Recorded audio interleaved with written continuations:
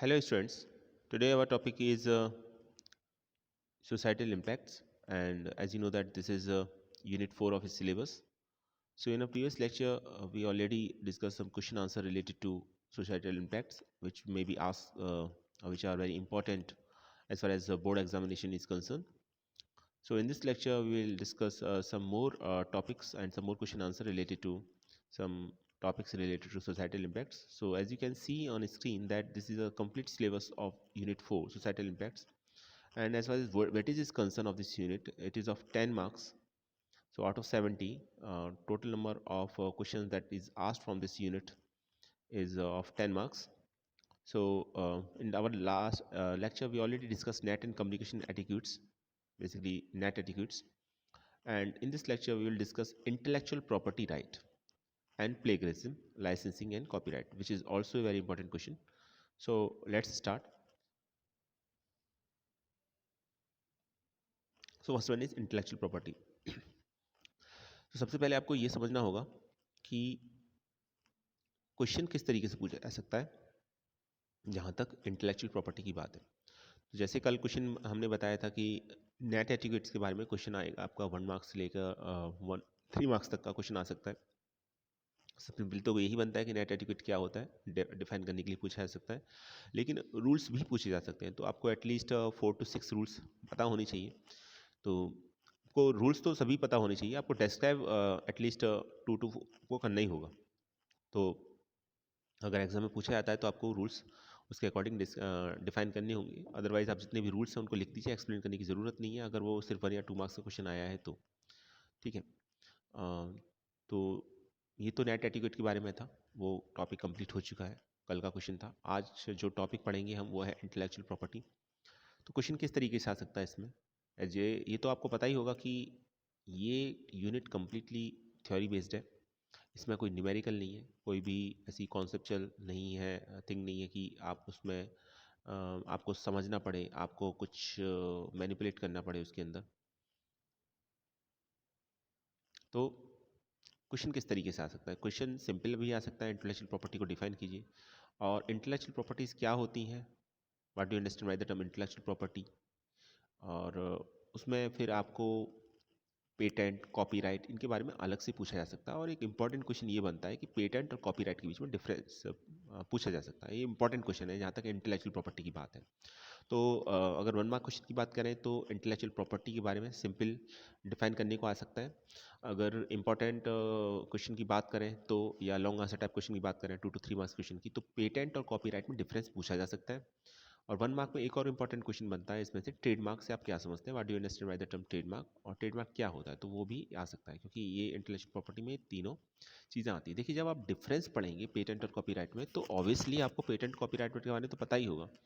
तो अगर एग्जामिनर आपसे पेटेंट और कॉपीराइट के भी डिफरेंस पूछता है, तो ऑब्वियसली उसने पेटेंट और कॉपीराइट को तो पूछ ही लिया, उसको ये तो पता होगा ही कि इन दोनों के बारे में आपको क्या पता है. तो पेटेंट और कॉपीराइट के बारे में डिफरेंस बिल्कुल क्लियर होना चाहिए. ठीक है. तो 3 क्वेश्चंस बने. What do you mean by the term intellectual property. Second thing, what do you mean by the term trademark. And third is what is the difference between patent and copyright. तो 3 questions बनते हैं. तो सबसे पहले हम intellectual property की बात करते हैं कि इंटेलेक्चुअल प्रॉपर्टी क्या है और आपको एग्जाम में कैसे लिखना है. तो जैसे फर्स्ट पॉइंट इंटेलेक्चुअल प्रॉपर्टी का डिफाइन कर रखा है स्क्रीन पर, आप देख भी पा रहे होंगे स्क्रीन पर. It is the property created by application of human mind. तो ये एप्लीकेशन ऑफ ह्यूमन माइंड है. ठीक है. ये सबसे सिंपल डेफिनेशन है, एप्लीकेशन ऑफ ह्यूमन माइंड. जैसे प्रॉपर्टी तो है लेकिन एप्लीकेशन ऑफ ह्यूमन माइंड है. जैसे आर्ट, कोई भी artistic work, any artistic work such as drawing, such as poem, ठीक है, स्टोरी राइटिंग. तो ये सभी किस कैटेगरी में आते हैं. पेंटिंग हो गया, स्टोरी राइटिंग हो गया आपका, या आपका पोइम हो गया, पोइट्री हो गया.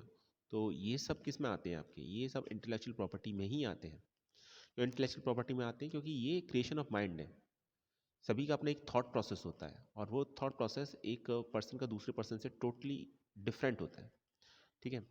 तो चूंकि डिफरेंट होता है तो ये एप्लीकेशन ऑफ ह्यूमन माइंड भी डिफरेंट होती है, पर्सन टू पर्सन डिपेंड करती है. ये अभी सभी पर्सन का अलग अलग होता है. तो जो भी एप्लीकेशन ऑफ ह्यूमन माइंड है वो सब इंटेलेक्चुअल प्रॉपर्टी में आ जाएगा। तो जितने भी आर्टिस्टिक वर्क है वो सब इंटेलेक्चुअल प्रॉपर्टी में कंसिडर किए जाते हैं। तो सिंपल वर्ड्स में अगर इसको कहा जाए कि what do you understand by the term intellectual property, that is nothing but only the property created by application of human mind. और हम कह सकते हैं कि आर्टिस्टिक वर्क और all artistic work basically belongs to the intellectual property. तो ये तो सबसे सिंपल डेफिनेशन थी, आपको याद होनी चाहिए। अगर वन वर्ड में अगर पूछा जाए या वन लाइन में पूछा जाए तो आप इसको लिख दीजिए, property created by application of human mind is called the intellectual property. अभी इंटेलेक्चुअल प्रॉपर्टी की बात चली, इंटेलेक्चुअल प्रॉपर्टी राइट की बात नहीं चली। तो पहले इंटेलेक्चुअल प्रॉपर्टी समझना होगा आपको, राइट की फिर हम समझेंगे कि इंटेलेक्चुअल प्रॉपर्टी राइट को किस तरीके से, इंटेलेक्चुअल प्रॉपर्टी राइट कौन कौन से होते हैं, इंटेलेक्चुअल प्रॉपर्टी को किस तरीके से बचाया जा सकता है, या इंटेलेक्चुअल प्रॉपर्टी किस तरीके से हम कहें कि प्रिवेंट किया जाता है। तो इंटेलेक्चुअल प्रॉपर्टी का सेकंड पॉइंट देखिए आप, ये डेफिनेशन को थोड़ा सा और एलेबरेट करता है। Intellectual property is a term referring to a number of distinct type of creations of the mind for which property rights are recognized in the corresponding field of laws। और इसमें क्या क्या इंक्लूड होता है, textiles, cosmetics, pharmaceuticals, machinery, books etcetera, ये सभी intellectual property right protected होती है। ठीक है,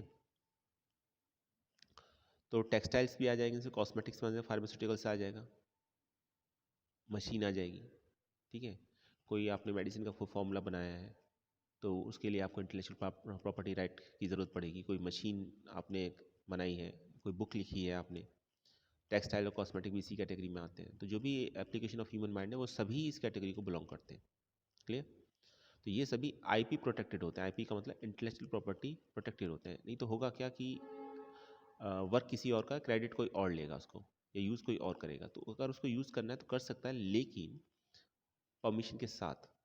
ठीक है, तो ऐसे यूज़ नहीं कर सकते कि किसी के वर्क को भी आप, इंटेलेक्चुअल वर्क जो भी है इंटेलेक्चुअल प्रॉपर्टी, आप विदाउट एनी हेजिटेशन, और हम कहें कि विदाउट एनी, देखिए इंटेलेक्चुअल प्रॉपर्टी राइट का जो, इंटेलेक्चुअल प्रॉपर्टी राइट जब दिया जाता है किसी भी पर्सन को, तो उसके पास ये फैसिलिटी होती है कि वो अलाउ करे किसी थर्ड पर्सन को कि वो उसका यूज़ कर सकता है या नहीं कर सकता, और उसके लिए टर्म्स एंड कंडीशंस क्या होंगी। तो ये हम इंटेलेक्चुअल प्रॉपर्टी राइट में पढ़ेंगे आगे, लेकिन फिलहाल ये पॉइंट है कि इंटेलेक्चुअल प्रॉपर्टी क्या होती है। तो intellectual property is created by the application of human mind first of all, और textile, cosmetic, pharmaceuticals, machinery, books, ये सभी आईपी प्रोटेक्टेड होती हैं। नेक्स्ट स्लाइड की बात करते हैं। ये थोड़ा सा इसमें और इसको डिटेल में बताया गया है कि what is intellectual property. Intellectual property refer to the creation of the mind that is also include invention. अब आप सेकंड पॉइंट, तो फर्स्ट पॉइंट तो फर्स्ट स्लाइड में मैंने बता दिया था, अब इसके साथ सेकंड पॉइंट इसको आप लिख सकते हैं। तो intellectual property refers to the creation of the mind, okay, which include invention, literacy, any artistic work, symbols, name, image, design used in commerce। तो ये सेकंड पॉइंट है। तो अगर एग्जाम में पूछा जाता है, फर्स्ट आप इसको लिखिए, इंपॉर्टेंट पॉइंट है, और इसके बाद आप इसको लिखिए। ठीक है, उसके बाद इसकी कैटेगरी बतानी होंगी आपको। थर्ड पॉइंट में इंटेलेक्चुअल प्रॉपर्टी की कौन कौन सी कैटेगरी होती है, तो कैटेगरी समझ जाइएगा। फर्स्ट ऑफ तो इंडस्ट्रियल प्रॉपर्टी होती है। तो इंडस्ट्रियल प्रॉपर्टी की जब हम बात करेंगे तो उसमें आता है इन्वेंशंस। तो इन्वेंशंस को हमें जो राइट है उसके, इन्वेंशंस पेटेंट के थ्रू हमें, पेटेंट के थ्रू हम जितने जो भी इन्वेंशंस हुए हैं या किए गए हैं, क्योंकि वो क्रिएशन ऑफ द माइंड है, तो उसको प्रिवेंट कर सकते हैं। ट्रेडमार्क है और इंडस्ट्रियल डिज़ाइन है। और कॉपीराइट क्या इंक्लूड करता है, कॉपीराइट करता है लिटरेसी एंड आर्टिस्टिक वर्क। तो दो ही है इसमें, बेसिकली टू टाइप्स है industrial property which include inventions, patent, trademark and industrial design, and second one is copyright which include literacy and artistic work। तो जितना लिटरेसी और आर्टिस्टिक वर्क होता है वो कॉपीराइट के थ्रू प्रिवेंट किया जाता है। इन्वेंशंस पेटेंट के थ्रू, जो डिज़ाइन वगैरह है वो ट्रेडमार्क के थ्रू प्रिवेंट की जाती है आपको।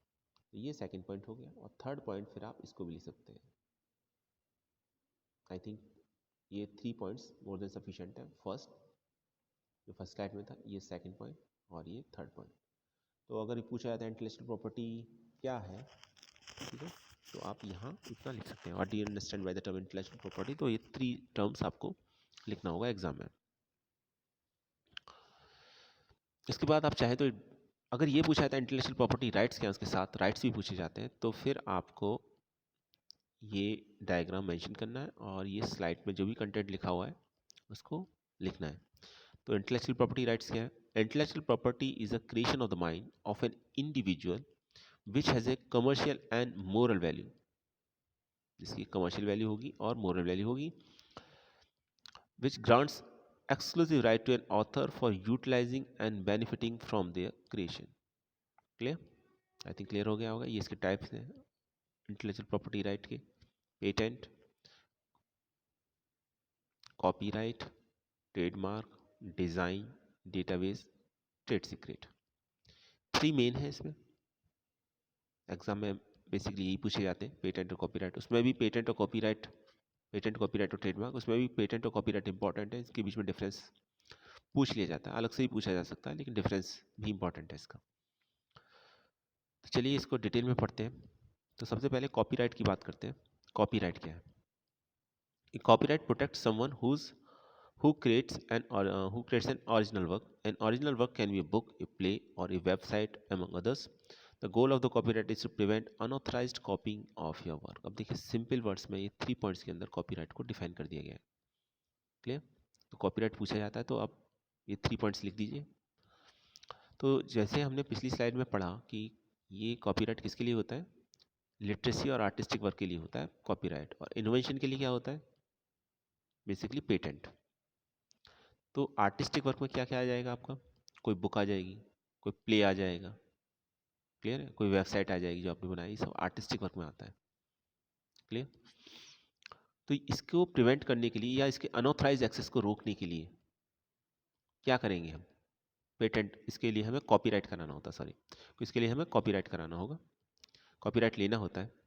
तो copyright protect someone who creates an original work. तो जिसने भी अपना कोई ओरिजिनल वर्क किया है in the field of art, जैसे कोई बुक लिखी है या कोई प्ले है, कोई भी आर्टिस्टिक वर्क है, प्ले है या कोई वेबसाइट है, तो वो उसको प्रोटेक्ट करने के लिए कॉपीराइट का यूज़ किया जाता है. अनऑथराइज एक्सेस को प्रिवेंट करने के लिए कॉपीराइट का यूज़ किया जाता है. तो इसमें बुक, प्ले, वेबसाइट या और भी देखिए आप, अगर कोई पेंटिंग है तो उसके लिए भी कॉपीराइट ही लिया जाता है. क्लियर है? तो जितने भी आर्टिस्टिक वर्क है उसके लिए कॉपीराइट यूज़ किया जाता है. इन्वेंशन के लिए हम पेटेंट यूज़ करते हैं बेसिकली. तो ये 3 पॉइंट्स हो गए इसके कॉपीराइट के अंदर. अगर 1 मार्क में कॉपीराइट पूछा जाता है, डिफाइन कॉपीराइट, तो आपको 3 पॉइंट्स लिख देने. तो अभी देखिए डायग्राम के थ्रू और इसको थोड़ा सा अच्छा समझाया गया है. कॉपीराइट क्या क्या प्रोटेक्ट करता है? लिटरेसी. कोई बुक लिखी है आपने तो आपको कॉपीराइट लेना होगा ताकि कोई इसका अनऑथराइज्ड एक्सेस ना कर सके. ऐसा नहीं है कि बुक मैंने लिखी है या आप किसी और पर्सन ने लिखी है और कोई और पर्सन उसको अपने नेम से उसको यूज़ कर रहा है, क्योंकि मेहनत किसी और की है तो वो यूज़ नहीं कर सकता उसे डायरेक्ट.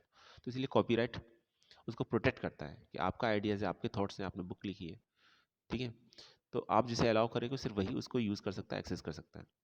ड्रामेटिक कोई प्ले है तो उसको भी, उसका भी कॉपीराइट लेना होता है. म्यूज़िकल, म्यूज़िक कंपोज किया है आपने कोई तो उसका भी कॉपीराइट लेना पड़ता है. कोई आर्टिस्टिक वर्क, कोई पेंटिंग है तो उसका भी कॉपीराइट के थ्रू प्रोटेक्ट कर सकते हैं. और यानी आर्किटेक्चरल वर्क, किसी बिल्डिंग का मान लीजिए डिज़ाइन प्रिपेयर किया गया है तो उसका भी कॉपीराइट लेना पड़ेगा. तो यहाँ कॉपीराइट लेना पड़ता है. अब देखिए इस समय सिमिलरिटी क्या है? इस समय जो सिमिलरिटी है वो सिमिलरिटी ये है कि ये सभी क्रिएशन ऑफ ह्यूमन माइंड है, ठीक है, सभी आर्टिस्टिक वर्क है. क्लियर? तो ये सभी बेसिकली ये 5 कैटेगरीज के अंदर आती हैं. तो आपसे कोई पूछे कि कॉपीराइट क्या प्रोटेक्ट करता है तो आप ये एग्जाम्पल बता सकते हैं. हालांकि प्रीवियस स्लाइड में भी इसके बारे में बता रखा था, लेकिन इसमें थोड़ा सा और डिटेल में बता रखा है. तो ये जो इम्पोर्टेंट पॉइंट है ये आपको याद रखना है इसके अंदर कि ये लिटरेसी और आर्टिस्टिक वर्क के लिए होता है बेसिकली कॉपीराइट. क्लियर? और इसमें क्या क्या आ जाएगा? इसके अंदर आ जाएगा आपका कोई भी बुक या कोई भी प्ले, कोई भी म्यूज़िक जो कंपोज किया गया है वो, आपका कोई भी एक पेंटिंग या कोई भी एक बिल्डिंग का किसी का डिज़ाइन, ये सब इसके अंदर कॉपीराइट के थ्रू प्रोटेक्ट किया जाता है. क्लियर है? चलिए आगे देखते हैं. Licensing. So when a copyright owner gives permission to the particular party to use a copyrighted work for a specific reason. देखिए अब इसमें बाद कॉन्सेप्ट आता है लाइसेंसिंग. तो लाइसेंसिंग का क्या मतलब है? अब आपने कॉपीराइट ले लिया तो इसका मतलब ये है कि अब उसका जो राइट है वो आपके पास है और किसी भी पर्सन को उसको यूज़ करने के लिए आपसे परमिशन लेनी पड़ेगी, लाइसेंस लेना पड़ेगा. क्लियर? जैसे कि एग्जांपल दे रखा है यहाँ पर, ये एक पर्सन है, ये एक छोटी लड़की है. तो ये यहाँ लिखा हुआ you can use my song called oh oh, ये कोई भी मान लीजिए इस पर्सन ने, ये जो लड़की है इसने एक म्यूज़िक कंपोज किया, एक सॉन्ग है उसका अपना, उसने इसका कॉपीराइट ले लिया. अब ये जो सेकंड पर्सन है इसको उस सॉन्ग को वो अपनी किसी मूवी में, अपने किसी प्ले में या कहीं भी उसे यूज़ करना चाह रहा है, तो उसको इससे लाइसेंस लेना पड़ेगा उसका। जब ये अलाउ करेगा, लाइसेंस मिल जाएगा तभी, ठीक है, तभी आप ये पर्सन यूज़ कर सकता, अदरवाइज यूज़ नहीं कर सकते इसमें। तो ये सेकंड इसके साथ कॉन्सेप्ट आता है लाइसेंसिंग। तो कॉपीराइट लेने से ये हो जाएगा कि जिसका आप अलाउ करोगे, जो ऑनर होगा कॉपीराइट का, वो जिसको अलाउ करेगा सिर्फ वही उसको यूज़ कर सकता है, कोई थर्ड पर्सन उसको यूज़ नहीं कर सकता। क्लियर? आई थिंक क्लियर हो गया होगा। तो व्हाट इज़ कॉपीराइट? अब देखिए थोड़ा सा, अब हम समराइज करते हैं चीज़ों को। तो copyright allows authors, musicians, artists etcetera to make money of their labour. तो ये जो लोग होते हैं, जो ऑथर होते हैं, बुक लिखते हैं, म्यूज़िक कंपोज करते हैं, आर्टिस्ट होते हैं, पेंटिंग बनाते हैं, तो मेहनत लगती है इसमें, ठीक है। तो जो भी उनकी लेबर है उसके अकॉर्डिंग उनको अम, उनको रिवॉर्ड मिलना चाहिए, ठीक है। तो अभी उसको उनको सेल करना है मान लीजिए, तो ये नहीं है कि काम किसी का था और क्रेडिट कोई और लेगा, ऐसा नहीं होता इसमें। तो उसके लिए वो कॉपीराइट लेते हैं। क्लियर है? जैसे किसी म्यूज़िक में कोई सॉन्ग है, अब वो और किसी ने कंपोज किया है मान लीजिए, तो अभी देखिए उसकी उससे जो भी म्यूज़िक कंपनी होगी वो काफ़ी पैसे कमा सकती है उससे। तो अभी जिसने ओरिजिनल जो म्यूज़िक कंपोज किया है तो उसको क्रेडिट मिलना चाहिए, क्योंकि मेहनत उसी की थी। तो क्या करेगा वो पर्सन? वो उसका कॉपीराइट लेगा। अगर किसी मूवी में, किसी प्ले में, कहीं भी किसी भी इवेंट में उसको यूज़ किया जा रहा है तो उसके लिए पे करना पड़ेगा। तो जो ऑथर्स होते हैं, म्यूजिशियंस होते हैं, आर्टिस्ट होते हैं, ये अपनी लेबर के लिए, ठीक है, इसमें कॉपीराइट लेके पैसे कमा सकते हैं। ये इसका मेन ऑब्जेक्टिव होता है। और ये क्या प्रिवेंट करता है? तो ये लिखा हुआ, copyright allows authors, musician, artist etcetera to make money of their labour and it prevent others from taking their work for free. तो कोई भी उनके काम को फ्री में यूज़ नहीं कर सकता है, उसके लिए पे करना पड़ेगा। It also prevent people from altering the work without permission. और कोई ऐसा भी नहीं उसको चेंज कर दे, उसके अंदर चेंज भी कर रहा है तो उससे चेंज करने के लिए परमिशन लेनी पड़ेगी। अल्टर कर रहा है कुछ थोड़ा बहुत तो परमिशन लेनी पड़ेगी। तो ये कॉपीराइट का मेन ऑब्जेक्टिव होता है। क्लियर? तो ये हम कह सकते हैं this is the objective of the copyright. Copyright लिया ही क्यों जाता है और कौन लेता है? तो लेते कौन है इसको? कॉपीराइट को ऑथर्स, म्यूजिशियन, आर्टिस्ट ये लेते हैं। क्यों लेते हैं? To make money of their labour. Clear?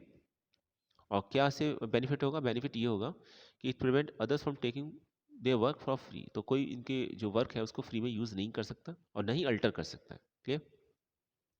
I think अभी कॉपीराइट क्लियर हो गया होगा सभी को। अब चलिए पेटेंट की बात करते हैं। पेटेंट क्या है? Patent is an exclusive right granted by the authority of the applicant of an invention for a limited period of time, lay of full disclosure of his invention। तो देखिए यहाँ पर ये चीज़ समझ लीजिए कि यहाँ पर ये पेटेंट जो मिलता है, पहली बात तो लिमिटेड पीरियड ऑफ टाइम के लिए मिलता है। दूसरी बात ये है कि ये एक्सक्लूसिव राइट होता है, ठीक है। और थर्ड इंपॉर्टेंट चीज़ है, ये इन्वेंशन के लिए मिलता है। तो कॉपीराइट के जैसे बारे में हमने देखा कि जो आर्टिस्टिक वर्क के लिए होते हैं बेसिकली हम कॉपीराइट लेते हैं, कॉपीराइट दिया जाता है।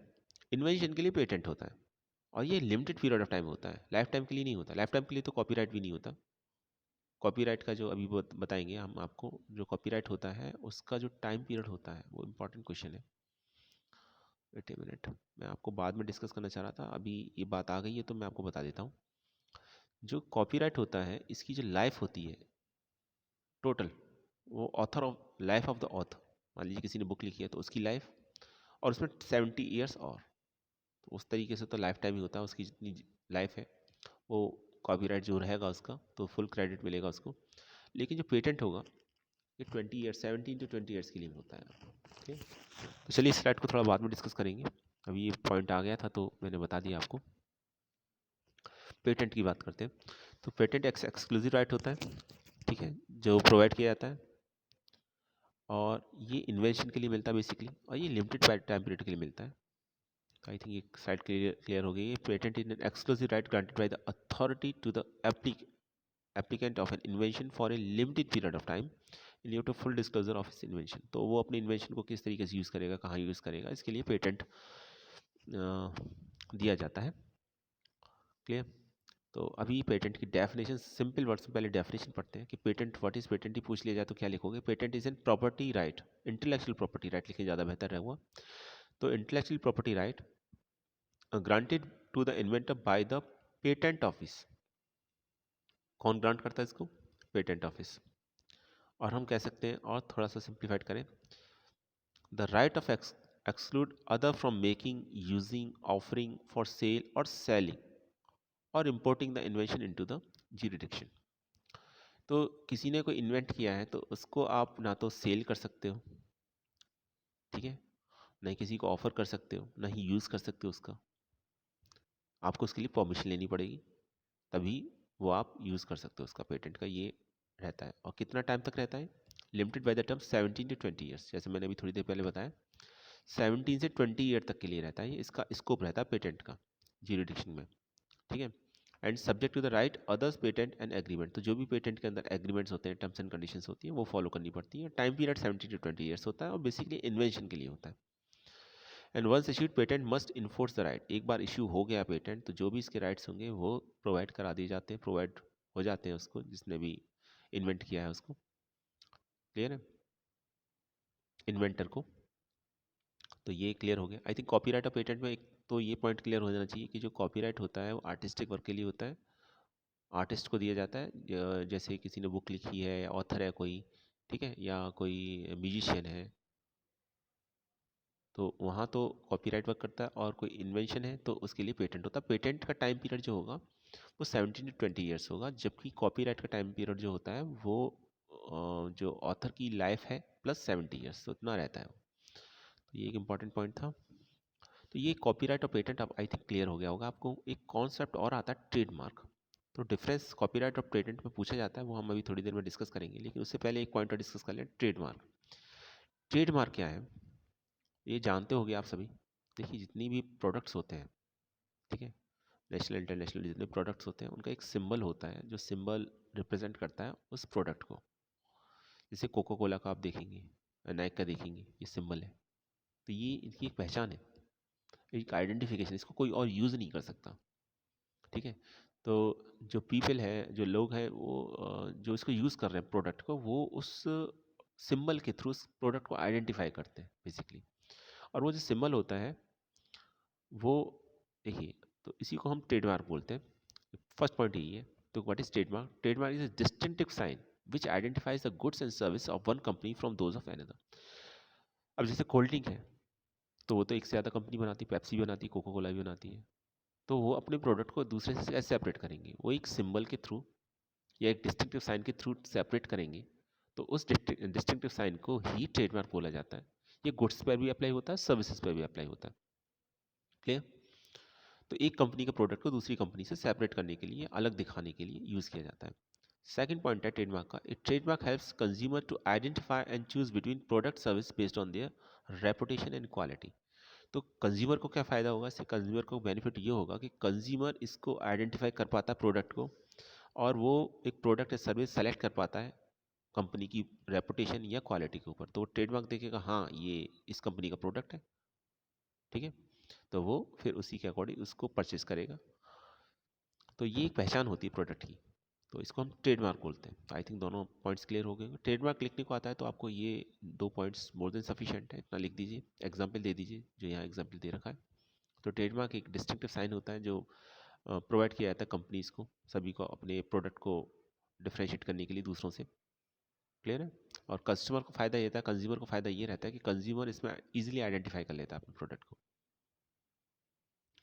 तो ट्रेडमार्क क्यों बनाया जाता है? वही point, a trademark identifies a company to the customer. तो कस्टमर कंपनी को आइडेंटिफाई करता है ट्रेडमार्क के थ्रू। ये इंपॉर्टेंट है और बहुत इंपॉर्टेंट पॉइंट है। ट्रेडमार्क के ये दो पॉइंट्स लिखने के बाद आप इसको ये भी लिखना है, what is trademark for, trademark क्यों यूज़ होता है। ये भी इंपॉर्टेंट स्लाइड है और इसके सभी पॉइंट्स आप ट्रेडमार्क के बारे में आता है तो आप मेंशन कीजिएगा एग्जाम में। And customer know that a trademark, customer trademark को जानता है, वो जानता है कि ये ट्रेडमार्क है तो ये इस प्रोडक्ट को बिलोंग कर रहा है। And they have learn to trust that company makes good product, और वो उस पर यकीन करता है कि ये ट्रेडमार्क है, ये कंपनी है, तो ये प्रोडक्ट को अच्छा बना रही होगी, ठीक है। तो उसके थ्रू वो आइडेंटिफाई करता है और उस प्रोडक्ट को परचेस करता है। तो ये ट्रेडमार्क का एक ऑब्जेक्टिव होता है। आई थिंक अभी क्लियर हो गया होगा आपको ट्रेडमार्क का। चलिए अब इम्पॉर्टेंट पॉइंट, इन तीनों में डिफरेंस है। पहले तो कॉपीराइट, ट्रेडमार्क और पेटेंट। तो डिफरेंस तो कॉपीराइट और पेटेंट में पूछा जा सकता है। अब कितने डिफरेंस पूछा जाएगा या कितने लिखने हैं आपको, ये डिपेंड करता है कि मार्क्स कितने मार्क्स का क्वेश्चन है। जैसे अगर आपको एग्जाम में पूछा जाता है ये 2 मार्क्स का क्वेश्चन, तो एटलीस्ट आप 4 डिफरेंस लिख के आइए, ठीक है। 2 डिफरेंस भी सफिशिएंट रहते हैं, सॉलिड होंगे। कभी कभी क्या होता है कि जो चेक की जाती है कॉपी, तो उसमें किसी पॉइंट को अगर वैलिड नहीं माना जाता, तो आपके पॉइंट ऑफ व्यू से वो वैलिड होगा, लेकिन अगर वो वैलिड पॉइंट नहीं है ऐसा लगता है, तो उस पर मार्क्स नहीं मिलते। तो आपके पास एक एडिशनल पॉइंट्स आपने लिखा है, तो मार्क्स कट होने की पॉसिबिलिटी एकदम हम कहें ज़ीरो हो जाती है। तो वहाँ आपको ये ध्यान रखना है, आप जब भी एग्ज़ाम में लिख के आएँ, तो पॉसिबिलिटी भी ना छोड़ें आप कि आपके मार्क्स का कहीं से डिडक्शन हो। तो आप 1 या 2 पॉइंट्स एक ज़्यादा ही लिखें। 2 मार्क्स का क्वेश्चन आया, 4 पॉइंट्स लिखेंगे, more than sufficient. At least 3 points तो लिखना ही होगा, 3 पॉइंट्स दे भी रखें यहाँ पर।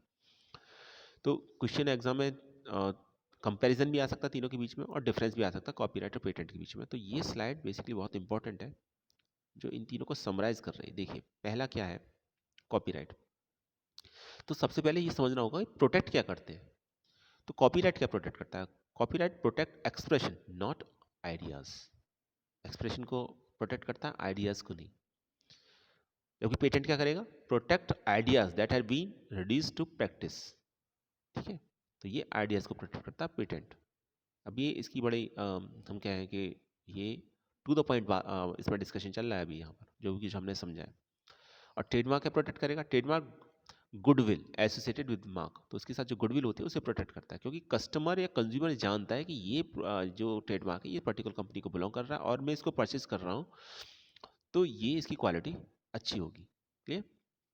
तो फर्स्ट पॉइंट तो ये कि प्रोटेक्ट क्या करते हैं। तो याद रखना, कॉपीराइट प्रोटेक्ट करता है आइडियाज़ को, प्रोटेक्ट एक्सप्रेशन को प्रोटेक्ट करता है, आइडियाज़ को नहीं। जबकि पेटेंट आइडियाज़ को और ट्रेडमार्क गुडविल को। तो एक्सप्रेशन, आइडियाज़, गुडविल। याद कैसे रखना है? Copyright, patent, trademark, expression, ideas, goodwill. Clear? Second, time period. तो कॉपीराइट का जो टाइम होता है life of author plus 70 years. Patent का जो टाइम होगा 20 ईयर्स रहता है, 17 टू 20 ईयर्स फ्रॉम फिलिंग रहता है। और ट्रेडमार्क जो होता है 10 ईयर्स का इंक्रीमेंट के साथ ही मिलता है आपको। 10 ईयर्स के लिए मिल जाता है, फिर उसके बाद इसमें इंक्रीमेंट होता रहता है। 10 नेक्स्ट 10 ईयर्स के लिए, फिर नेक्स्ट 10 ईयर्स के लिए, इस तरीके से। Copyright fair use, patent no fair use, no research exemption, और ट्रेडमार्क अगेन फेयर यूज। तो ये पॉइंट से कॉपीराइट, पेटेंट और ट्रेडमार्क से रिलेटेड आई थिंक अभी क्लियर हो गया होगा आपको।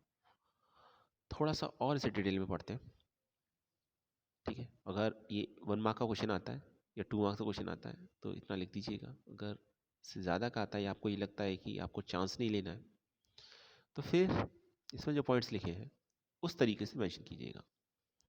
Trademark, who it's serve. Copyright, who it's serve. Patent, who it's serve. Trademark किसको सर्व करता है? ब्रांड को। क्लियर? ब्रांड को। कॉपीराइट ऑथर को, और पेटेंट इन्वेंटर को। ये बहुत इंपॉर्टेंट पॉइंट है, याद होना चाहिए। पर्पस, ट्रेडमार्क का क्या पर्पस है? डिस्टिंग्विश्ड प्रोडक्ट और सर्विस फ्रॉम कंपटीटर्स। तो कंपटीटर्स, एक फील्ड में एक से ज़्यादा कंपटीटर्स होते हैं, तो अपने प्रोडक्ट को दूसरे प्रोडक्ट से अलग दिखाना ट्रेडमार्क का मकसद होता है, पर्पस होता है।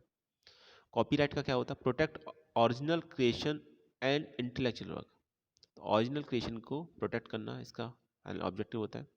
और जो पेटेंट का होता है, grant exclusive right to exploit an invention.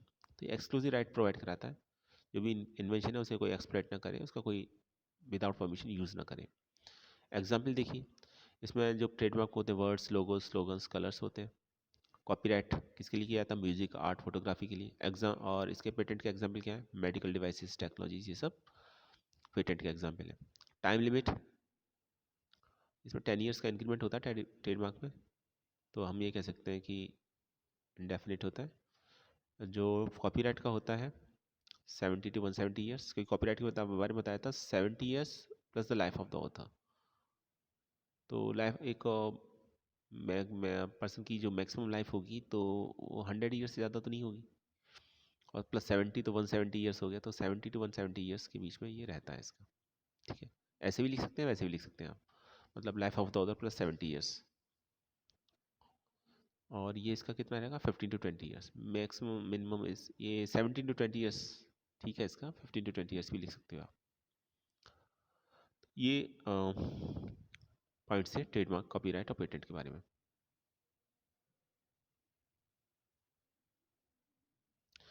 तो आज के लिए इतना ही। प्लेगरिज्म और पढ़ाना था पर अभी टाइम नहीं है। चलिए थोड़ा सा इंट्रोडक्शन दे देते हैं हम आपको। प्लेगरिज्म क्या होता है आपका? Plagiarism is using another person ideas and using and your writing without giving credit to the person. In other word, plagiarism is copying information and not giving the authors credit for. तो किसी की ideas की चोरी करना plagiarism कहलाता है, ठीक है। और ओरिजिनल वर्क किसी और का है और आप अपने नाम से उसे यूज़ कर रहे हो, तो ये प्लेगरिज्म कहलाएगा। ऑब्वियसली ये एक साइबर क्राइम में कंसिडर किया जाता है। तो सिंपल डेफिनेशन लिखी हुई है, plagiarism is using another person ideas in writing without giving credit to that person. तो किसी का ओरिजिनल वर्क का उसको क्रेडिट नहीं दे रहे हो, आप यूज़ कर रहे हो, तो ये प्लेगरिज्म कहलाएगा। डिटेल में डिस्कस करेंगे इसे अपनी नेक्स्ट वीडियो में। So now thanks for watching this video.